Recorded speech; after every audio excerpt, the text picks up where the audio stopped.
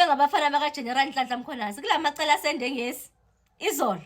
Hayi man, kuvakele istory apha esoba kunama security guards aye adubula aye abraketha iUber driver okanye iBolt driver masithi nje e-hailing driver, then baze bamhlukumeza nje ngendlela bamhlukumeze ngayo. I-video yakhona iyatrenda.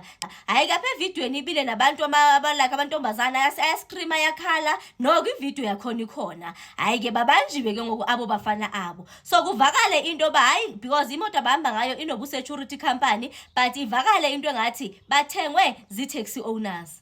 Hayi bafethu, andithi uGeneral Nhlanhla Mkhwanazi akazithanda iziqhwaga.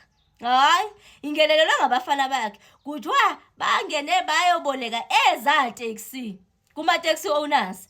Kuthiwa ziphume sezidriver zi-taxi members. Bathe zide ziphuma by eza taxi zabe drivers zi-taxi members. Ayi, wathi nje ndongazuyimela yena ziziqhwaga. Hayi bafethu kanimele. Ndiyeza.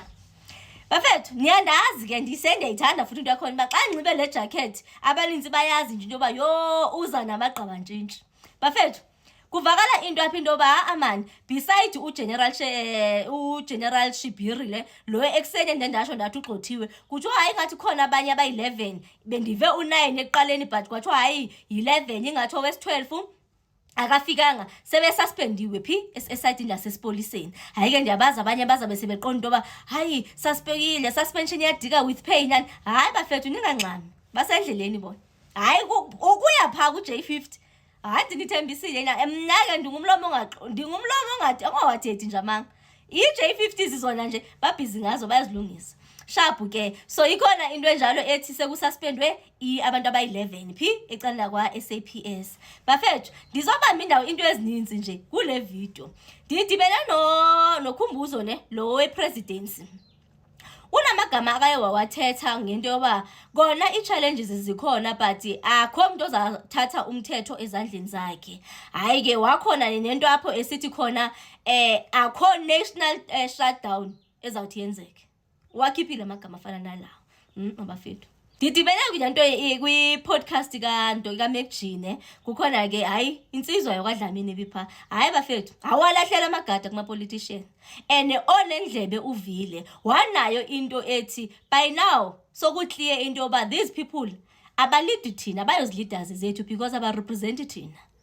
In as much as ngoku salwa safuna uba masidile nalo mcimbi wama-illegal foreigners, indlela baba protector ngayo iyatsho le into yoba ushayinja kuphuma umnikazi wayo. Asikwazi into yoba singakhalazela isafety yethu, sikhalazele into yoba siyalamba sebenzi, sikhalazele into yoba like unemployment lena zibe ninzi nje sikhalazele iziyobisi yonke lento. Kube khona abantu abazaba nezibindi abazosirasela nge-pan Africanism, abazosirasela nge-ideologies. Wathi siyinto sizadla leyo nto thina, sizadla ubu-pan Africanism, sizadla ubu-ideology thina.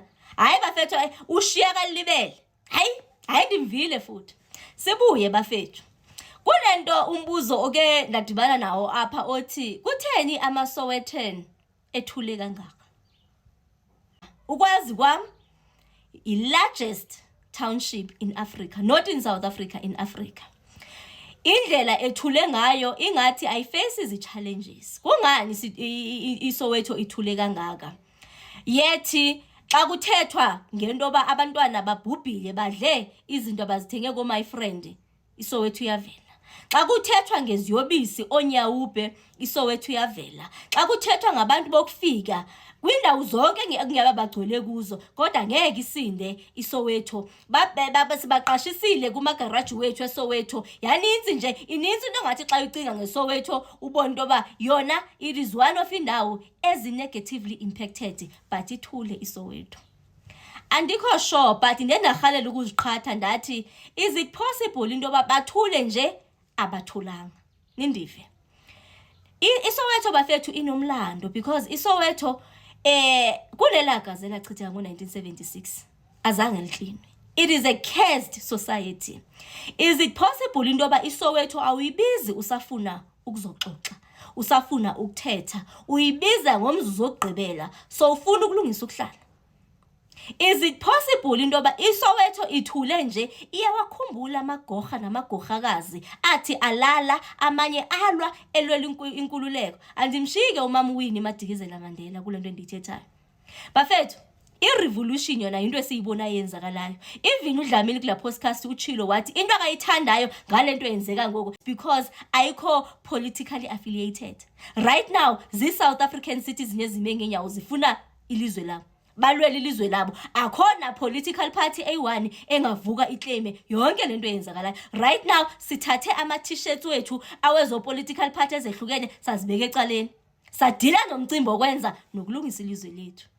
So andikho sure, but yona ndiyarhalela nje into yoba makube iSoweto njoba ithule nje, ithule ingathulanga, ithule ilungisa loo nto ilungisayo. Because andiqondi into yoba kwi-top 5 yendawo ezi-affectwe ngabantu bokufika iSoweto ayiveli. But okwangoku ndiseva into yoba ithule. Is it possible okanye ithule nje yathi Dlamini kwamzekelo kwakukhona imatch eGauteng, eJoburg, eTown babalekela khona? Andikho sure, but ndiyarhalela ukubhiliva into yoba iSoweto ayithule uba ithule. Bafethu, iSoweto kukancinci into yoba ithi xa idila nento ezinje kungachitheki igazi. iSoweto bafethu ngabantu be-mob justice. iSoweto ilungisa ukuhlala ngendlela ecinga ngayo. Zange lahlanjwa igazi labantu amagorha namagorhakazi athi alala phi eSoweto. Ningayingxameli iSoweto, khaniphi ithuba. Ndiyawathemba amaSowethen azayifumana le video.